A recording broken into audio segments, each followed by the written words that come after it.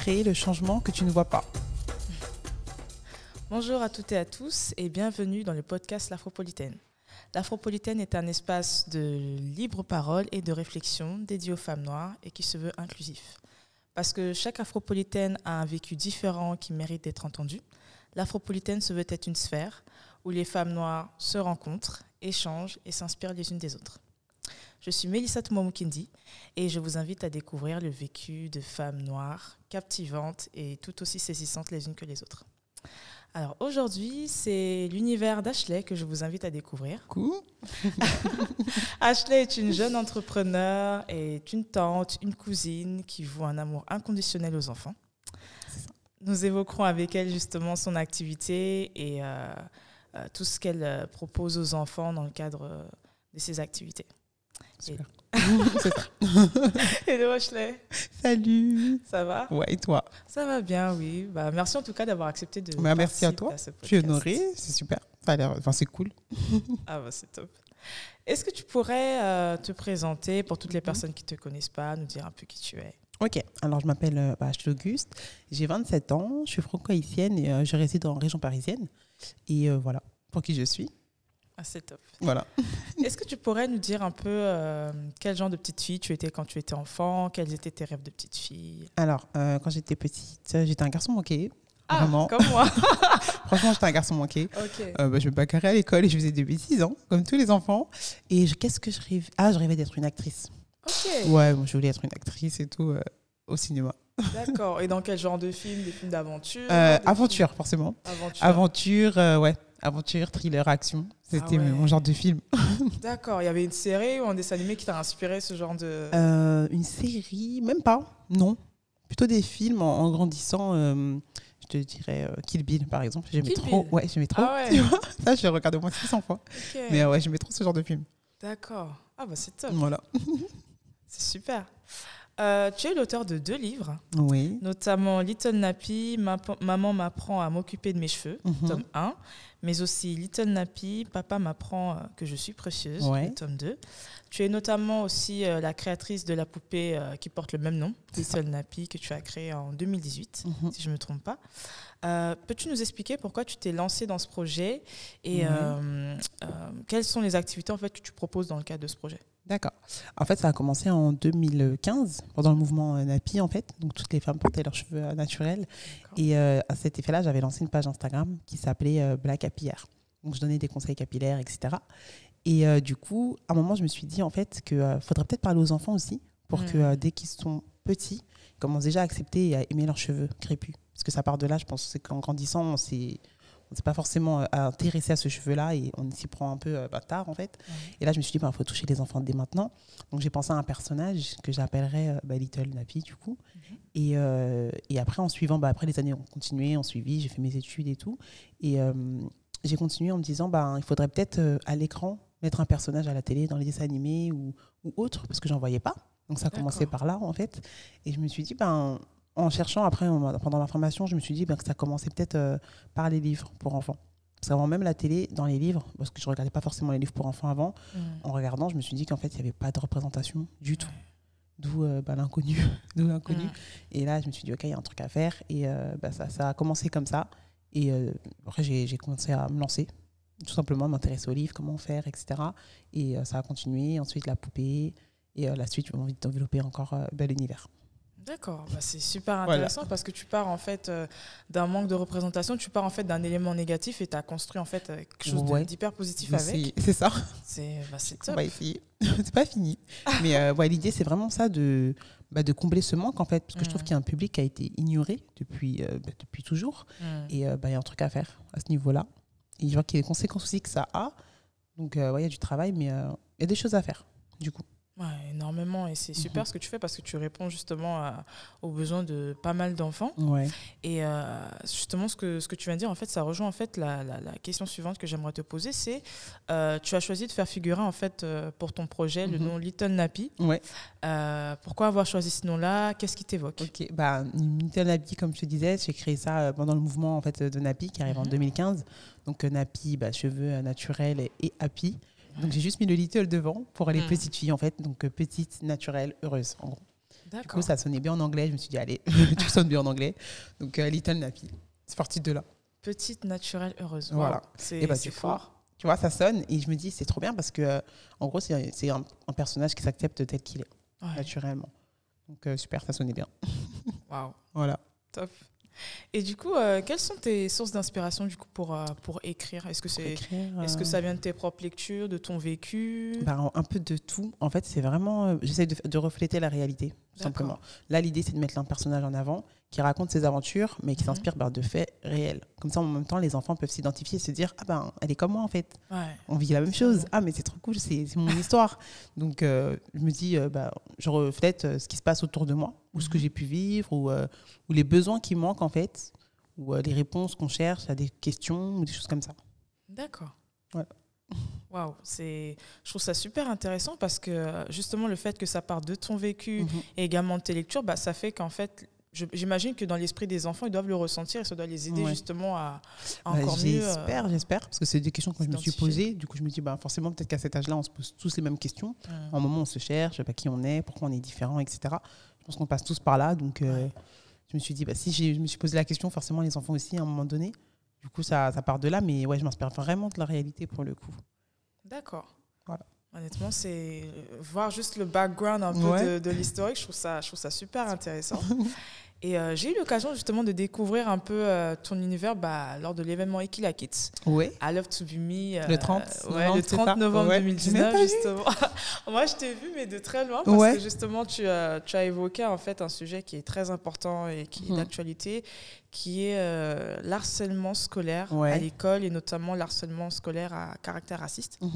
Et du coup, je voulais te demander si tu pouvais bien l'évoquer et nous faire part également des solutions que tu proposes aux enfants qui en sont victimes et aux parents également. Oui, on avait parlé du harcèlement scolaire du coup et en fait j'avais défini ce que c'était exactement le harcèlement scolaire.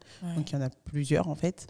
Donc après il y a des niveaux aussi d'harcèlement parce qu'il y a vraiment des harcèlements aggravés comme on peut le voir dans les actualités qui poussent les enfants à se suicider. Donc c'est juste super grave. Mais ça commence en fait petit à petit, c'est toujours crescendo. Donc ça va commencer par une petite blague, mais ça va être une petite blague qui va se répéter tous les jours. Et de façon répétitive, ça devient carrément du harcèlement. Et là, c'est sans compter les coups, en fait. Quand il y a des coups portés, ça devient du harcèlement physique aussi. À caractère raciste, il y en a aussi beaucoup. Donc ça, c'est par rapport au buzz que j'ai pu voir qu'il y avait sur les réseaux sociaux. Déjà, notamment pendant l'année 2019, parce que là, j'ai commencé à plus m'intéresser à ça. Mais il y en a énormément à chaque fois. Une petite fille qui ne va plus à l'école ou qui décide de ne pas vouloir avoir ses cheveux crépus parce qu'on se moque d'elle ou des choses comme ça, ou pour sa couleur de peau, tout bêtement. Et il y en a eu pas mal, en fait. Je me suis dit, waouh, mais il se passe quelque chose. Enfin, à l'école, qu'est-ce qui se passe, en fait ? Et pourquoi les enfants, ils sont racistes, entre guillemets ? Est-ce que je peux dire que les enfants sont racistes ? Je ne pense pas. Parce qu'on n'est pas raciste, en fait. C'est pas possible qu'un enfant naisse raciste. C'est impossible. Du coup, on parlait de ça. Et je parlais aux enfants en leur disant, est-ce que vous avez déjà vécu ce genre de situation-là ? Oui ou non ? Parce que je me dis qu'en fait, dans le harcèlement scolaire, il y a plusieurs rôles. Donc, il y a le harcelé, le harceleur, le harceleur, c'est la victime. Pardon, le harcelé, c'est la victime. Et il y a les enfants autour, qui sont tout aussi, pas responsables, mais qui assistent à la scène, en fait. Donc, il y a ceux qui vont peut-être regarder sans rien faire, mais pour le coup, ils sont là. Il y a ceux qui vont regarder engrainer, entre guillemets. Enfin, il y a tout le monde à son rôle. Et je pense que c'est super important que les enfants, qu'ils soient harcelés ou pas, qu'ils sachent, en fait, ce que c'est. Le harcèlement scolaire, on les sensibilise sur ce sujet, c'est super important, avant même qu'ils le vivent ou pas en fait. Après, pour le harcelé, donc l'enfant victime qui parle avec ses parents, mais pour ça, il faudrait qu'ils aient une relation où en fait ils se disent tout, entre guillemets, qu'ils puissent se sentir à l'aise pour pouvoir parler à ses parents, qu'ils n'aient pas peur de se dire « Ah ben non, parce que j'aurai des représailles, les enfants ils vont se venger, ou les parents, j'aurai honte ». Je ne sais pas trop quelle est leur raison de cacher ça. Mais du coup, il faudra en parler. Et pour ça, je me dis que c'est aux parents peut-être d'instaurer un climat de confiance avec leurs enfants. C'est très important. De vraiment communiquer de tout, de pouvoir parler de tout, pour que le jour où ça arrive, il n'ait pas honte de le dire tout simplement. Voilà, à l'école, on m'embête, etc. Et surtout pas minimiser. Parce que je me dis, des fois, on dit, maman, tu sais, aujourd'hui, il y a des enfants, ils m'ont tapé. Et ils me disent, c'est rien, c'est un truc, c'est bon, c'est les enfants. Ça arrive souvent et tout. Mais en fait, ça se trouve que c'est plus grave que ça. Donc, faut pas. C'est ça. Surtout que j'ai l'impression que dans le monde parents-enfants, adultes-enfants, il y a comme un écart en fait, qui se crée. Il y a une espèce de fossé. Je suis d'accord. Après, on ne sait pas quelles sont les relations entre parents et enfants. C'est au cas par cas. Mais je fais vraiment dans le général. Soit on minimise, c'est rien, c'est des enfants. Au final, ça s'avérait plus grave que ce que l'on ne pensait. Soit l'enfant, elle n'ose pas parler et du coup, les parents sont au courant trop tard. Et à la fin, en fait, du coup. Donc, je dirais ça pour les côtés des parents, c'est instaurer un climat de confiance. L'enfant, c'est ne pas avoir peur, en fait, de pouvoir le dire. Mais l'enfant, il ne fait pas rapport à son environnement. S'il a peur, c'est pas pour rien. Il y a une raison. S'il est à l'aise, il l'aurait dit, quoi. Donc, soit c'est peur de représailles, soit c'est mes parents, ils vont pas me comprendre, soit ils vont aller voir la maîtresse et du coup, représailles. Donc, l'enfant, qu'est-ce que je pourrais lui dire? C'est pas de sa faute, quoi. C'est se harceler. Mais de le dire. C'est tout un climat, en fait, qui est propice à cela. Il suffit que l'enfant n'ait pas confiance en lui à ce moment de sa vie. Ouais. Et puis, malheureusement, il tombe sur d'autres enfants qui, malheureusement, ne ménagent pas, quoi. Donc, à la limite, ce que j'avais dit, c'était qu'il fallait parler dans tous les cas.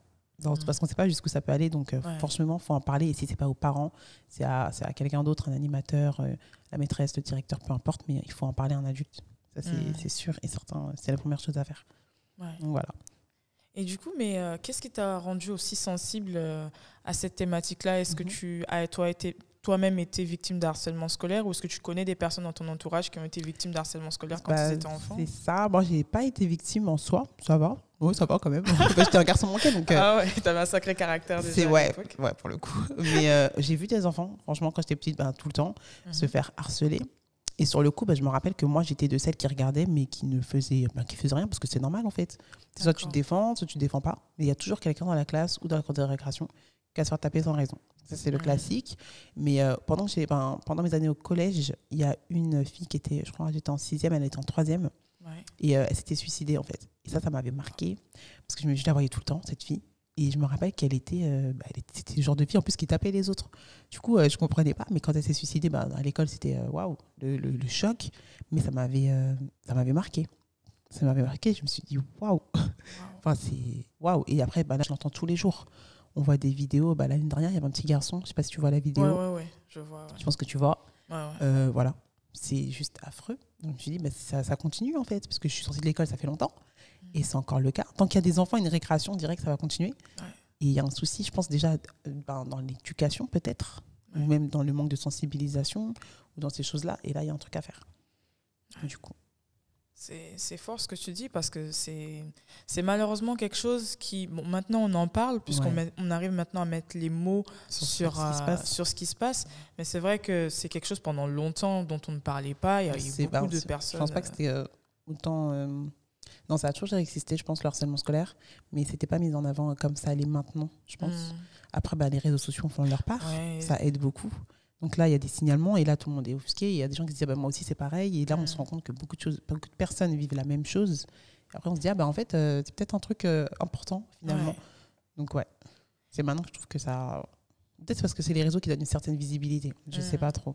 Peut-être ce problème-là. Et du coup, comme tu évoques le cas des réseaux sociaux, justement, est-ce que tu penses que l'harcèlement sexuel aussi a pris une autre montée, notamment avec l'avènement des réseaux sociaux, parce que les enfants de plus en plus jeunes ont accès à des portables, à ce genre de choses. Est-ce que tu penses que l'utilisation des portables, ça joue il y a le cyberharcèlement aussi. Déjà, je trouve que tout est hyper sexualisé maintenant. C'est impressionnant que ce soit rien que quand je traîne sur Netflix, exemple, je regarde des séries ou des films. Déjà, on a accès à des films pour des enfants. Des enfants du même âge ont accès. Moi, je sais que mes nièces, elles ont 13-14 ans, elles ont Netflix. Si moi je tombe sur ça, elles tombent sur ce programme-là aussi, en fait. Donc je me dis, j'espère qu'il n'y aura pas ce genre de choses. Mais si. Après, il y a les réseaux sociaux. Et Instagram, c'est porte ouverte à tout et n'importe quoi, en fait. Donc après, il faut savoir à quel âge un enfant a un téléphone. Ça dépend aussi au cas par cas. Mais même que tu es entre 12 et 15 ans, il y a des choses que tu ne peux pas entendre ni voir à cet âge-là, je pense. Et les réseaux sociaux montrent absolument tout et disent absolument tout. Et il n'y a pas de tabou, en fait. Il y en a de moins en moins. Et forcément, ce qu'on voit, c'est le reflet de ce que répètent les jeunes. Et du coup, il faut juste regarder ce que font les jeunes pour comprendre ce qui se passe dans la société. Exactement. Donc, hyper sexualisé, je trouve. Et tu trouves que du coup, ça a un impact sur le comportement des jeunes? Ils ont tendance Enfin, moi, en tout cas, le sentiment que j'ai, je ne sais pas si tu le partages, mais que chez les jeunes, rien n'est grave et que, ils ont tendance à tout laisser aller. À tout laisser aller. Et puis, pour revenir à ce que tu disais, tu sais, des enfants qui malheureusement jouent les rôles entre guillemets de complices dans la mesure où ils n'agissent pas pour aider l'harcelé. J'ai remarqué aussi qu'ils ont comme réflexe de filmer tout systématiquement, au lieu de porter assistance à la personne qui a des problèmes. Tout se filme en fait. J'ai l'impression que tout est filmable. Ils n'ont pas de limite. Ils n'ont pas cette limite. Je ne sais pas si c'est au niveau des valeurs ou j'en sais rien. Je pense qu'à ce moment-là, c'est pas encore bien construit. Mais ils n'ont pas du tout cette limite de ça, on filme pas, c'est de l'ordre du privé. Ça, on peut filmer, c'est public, ça va. Tout est faisable. Mais après, ça dépend de ce qu'ils voient, ce qu'ils regardent au quotidien aussi. Donc, ils répètent que ce qu'ils ne voient. Donc, du coup, ils reflètent exactement ce qu'ils voient. Et c'est là le souci, en fait. Qu'est-ce qu'ils regardent? C'est vrai que c'est là inquiétant. Le problème. C'est dans les programmes qu'ils regardent. Et après, il faut aller remonter plus haut. Les programmes, excusez-nous, qu'est-ce qui se passe? Et du coup, voilà. C'est vrai que c'est fort. Et en même temps, on se dit, mais aussi jeunes, qu'ils puissent être confrontés à toutes ces choses-là, c'est vrai que c'est... Après, pour qu'eux puissent gérer, c'est compliqué. Ouais, ils n'ont pas forcément la raison exactement qu'il faut pour gérer ça, en fait. Ouais. Là, ça part en boulette. C'est pas évident. Et lors de nos échanges, justement, quand on discutait, tu as évoqué avec moi un livre qui s'intitule « Les 5 blessures qui empêchent d'être soi-même » de Lisa Bourbeau, qui évoque justement les blessures de l'enfance, notamment l'injustice, l'abandon, l'humiliation, la trahison et le rejet aussi. Si je me trompe pas. Qu'est-ce que tu aurais aimé du coup recevoir petite, que tu essaies de transmettre avec ton activité Little Nappy, et quelles sont les valeurs en fait que tu souhaites transmettre aux enfants à qui tu proposes justement ces activités, notamment j'ai vu que tu proposes également des ateliers de lecture. Qu'est-ce que tu souhaites en fait transmettre à ces enfants que tu n'as peut-être pas reçu toi quand tu étais enfant? Alors en fait moi ça va niveau transmission, ça va, j'avais des parents qui étaient présents. Après, c'est vrai que j'ai manqué, on va dire, de dialogue ouvert, parce que je sais qu'il y avait des sujets où je ne pouvais pas parler à la maison, ça c'est sûr, il y avait des sujets tabous, et il n'y avait pas forcément cette communication, on va dire, émotionnelle, en fait. Mes parents n'étaient pas de ceux qui vont dire je t'aime, ma fille, ou des choses comme ça. Je dirais que c'est ce qui a manqué. Et justement, aux enfants, ce que je voudrais, pour les enfants, pardon, ce que je voudrais, c'est transmettre des valeurs. La tolérance, ça c'est la première valeur, la diversité et l'estime de soi. Vraiment. Et vu que je mets à chaque fois en scène une maman ou un papa avec Ashley, justement le personnage, l'idée c'est que je me dis, dans l'idéal, je voudrais qu'un parent lise ça à sa fille et qu'en même temps ça ouvre le dialogue entre les deux, tu vois. Totalement. Ou le papa et la fille, donc ça ouvre un dialogue en fait. Ça ouvre la porte aux deux pour qu'ils puissent parler et se dire des choses qu'ils ne disent pas peut-être dans leur quotidien. Mais sans le livre, tu vois. Donc, ce serait un outil pour ouvrir la discussion. Je dirais ça. D'accord, c'est vraiment très fort parce que c'est vrai qu'en plus, dans la société actuelle, les enfants passent malheureusement plus de temps à l'extérieur et moins de temps avec leurs parents. Et du coup, le fait que tu aies créé justement des livres qu'ils puissent lire avec leurs parents, que ce soit avant de dormir ou dans la journée, ça a créé un lien fort du coup parce qu'ils peuvent tous les deux en fait se représenter. C'est ça. En plus, c'est vrai, comme tu dis, ça va super vite. Donc après, dans les cadres familiales, en fait, c'est vraiment... on n'a pas trop le temps en fait, de se poser. Après, ça dépend toujours au cas par cas. Mais c'est bien d'avoir un moment de lecture pour ceux qui lisent et de pouvoir se poser et se dire les choses. Enfin, en tout cas, ce genre de discussion-là, c'est pas tous les jours, je pense. Donc vraiment, s'il y a un cadre propice à ça, tant mieux. Tant mieux. C'est vraiment profond en fait ce que tu proposes. Et pour en revenir justement à la notion d'estime de soi, d'identité, tu es née africaine par tes origines et je voulais te demander quand et comment tu t'es éveillée justement à toutes les problématiques noires, à toutes les problématiques en rapport avec ton africanité. Est-ce que c'est un parcours que tu as emprunté avec le temps ou est-ce que c'est quelque chose que tu as depuis toute petite? Avec le temps, je pense. Avec le temps. Ouais, je dirais quand je suis sortie du lycée. Quand je suis sortie du lycée, que je suis arrivée à la fac, en fait, et pendant le mouvement Nappy, toujours. D'accord. Le mouvement Nappy, ça m'a réveillée, en fait, au niveau de mes cheveux. Je me suis dit, il faut que je laisse mes cheveux naturels. C'est vrai que je m'en occupe pas, en fait, finalement. Enfin, je me disais ça, finalement, je les laisse pas assez respirer, quoi. Je me coiffais tout le temps. Et à partir de ce moment-là, je me suis dit, OK, mais du coup, les cheveux crépus. Pourquoi c'est aussi controversé, en fait, ce qui se passe à ce niveau-là? Ça renvoie à l'histoire, forcément. Donc, forcément, colonialisme, ségrégation. C'est vraiment... J'ai l'impression que les cheveux crépus, c'est vraiment... ça fait partie de l'histoire, en fait. tout cas de la femme noire. Totalement. Ça fait partie de l'histoire, ça c'est clair. Et du coup, moi, après, en tant que personne, je suis haïtienne. Mais avant de venir d'Haïti, je venais d'un autre pays. Et c'est là qu'on cherche notre identité. Je suis en Afrique, d'où je viens en fait. Ça, c'est la question d'identité. Et c'est parti de ces questions-là, vraiment. D'accord. Pour savoir en fait d'où je venais de base. Et dans ces recherches-là, c'est mon africanité, on va dire, s'est réveillée. D'accord. Donc en fait, tu t'es vraiment connecté en fait à tes racines africaines avec ton cheveu en fait. C'est ça. Ouais. Avec ton cheveu. Comme quoi, c'est vrai qu'on a souvent tendance à pas seulement en tant que personne noire, mais en tant que personne tout court, à minimiser l'impact que l'apparence peut jouer en fait sur l'identité des gens. Ouais. Et le cheveu, quelque part, c'est quelque chose de très fort. En fait. C'est fort pour moi, surtout la femme. Moi, je trouve que ça fait partie de notre beauté. C'est très fort. Après, les cheveux crépus, comme je te disais, c'est controversé. Ça fait partie de l'histoire. Et carrément, quand tu le portes, c'est un mouvement politique, on dirait, tu vois. Et pourtant, non, c'est des cheveux, en fait. Mais bon. C'est pas que des cheveux, forcément, ça renvoie à l'histoire. Mais honnêtement, le mouvement Napi, je dirais que c'est là que ça m'a un peu réveillée, en fait. Ça a vraiment éveillé à ce genre de problématique. Et du coup, quand tu vois ton parcours, en fait, d'avant-après, c'est-à-dire au moment où tu avais du mal, au moment en fait, où tu n'avais pas encore fait la rencontre de tes cheveux, et maintenant, quel est le bilan, en fait, que tu en fais bilan positif. Franchement, rien à voir. Rien à voir. Avant, je me disais, j'étais petite en fait et je suivais la masse, entre guillemets. Je suivais le mouvement. Il fallait que je sois comme tout le monde, que je rentre dans les standards de beauté, les critères de beauté. Et les critères de beauté, c'est des cheveux longs et lisses. Et voilà, donc il fallait que je sois comme ça, quoi. Et du coup, maintenant, c'est plus, c'est moi, tout simplement. Et ça n'a rien à voir, vraiment. Donc, je suis contente. Ah c'est top. Et du coup, pour en revenir justement à l'estime de soi, quelle est ta définition à toi de l'estime, de la confiance en soi, du coup ? L'estime de soi, la définition pour moi, c'est que s'accepter tel que l'on est. Vraiment, c'est surtout ça. M'accepter mes origines, ma culture, ne pas avoir honte de moi. Et après, la confiance en soi, je pense que ça s'acquiert avec le temps et par les choses qu'on fait dans notre vie, en fait. Plus on s'accomplit et plus on est fier de nous et plus on a confiance. Tout à fait. C'est des choses à répéter à chaque fois et ça continue.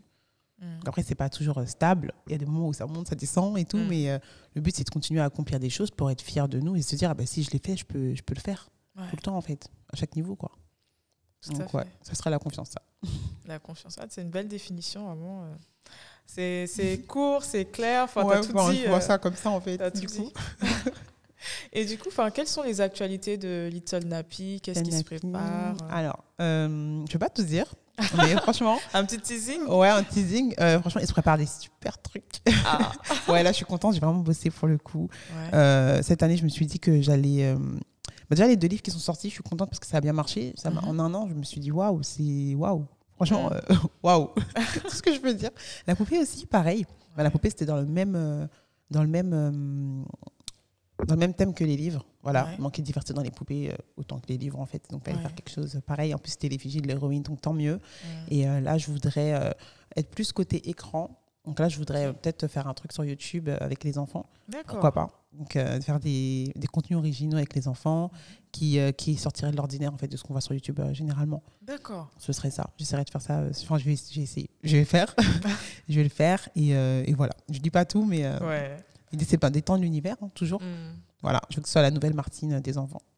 C'est top. On a hâte. Ouais. On a hâte parce qu'honnêtement, les enfants ont vraiment besoin de représentation positive, de voir des personnes qui les ressemblent. Et ça permet aussi, c'est aussi l'occasion aussi d'inciter aussi à la tolérance. Ouais, parce que c'est pas seulement des enfants noirs qui peuvent se sentir représentés, surtout mais tous les enfants. Tous les enfants, en fait. Parce qu'après, c'est une enfant comme tout le monde. Elle a 7 ans. Sûr. Avant d'être une enfant de couleur, c'est une enfant tout court. Une enfant tout court. Elle a 7 ans, elle vit ce que vit tout le monde. Donc, c'est clair que pour un enfant racisé, elle se reconnaît, tant mieux. C'est pas de net, c'est pas tous les jours.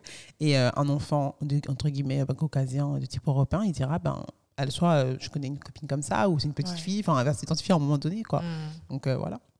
Honnêtement, c'est top et j'ai hâte de découvrir tout ça. Ouais, ça arrive. J'ai hâte. Ça va venir. Et du coup, pourquoi tu as accepté de participer à ce podcast, Dans l'Afropolitaine, parce que j'aime bien le concept, j'aime beaucoup. Espace libre parole, en plus je me suis dit super, je vais raconter ma vie.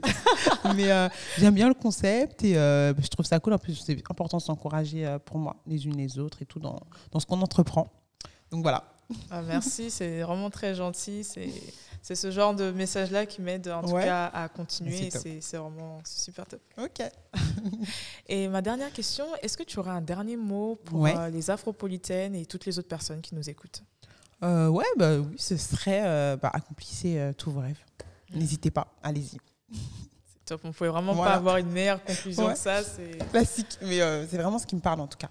Vraiment accomplir ce qu'on va accomplir, surtout si ça peut apporter un plus en fait dans la vie des autres, pourquoi pas. C'est que c'est à faire en fait.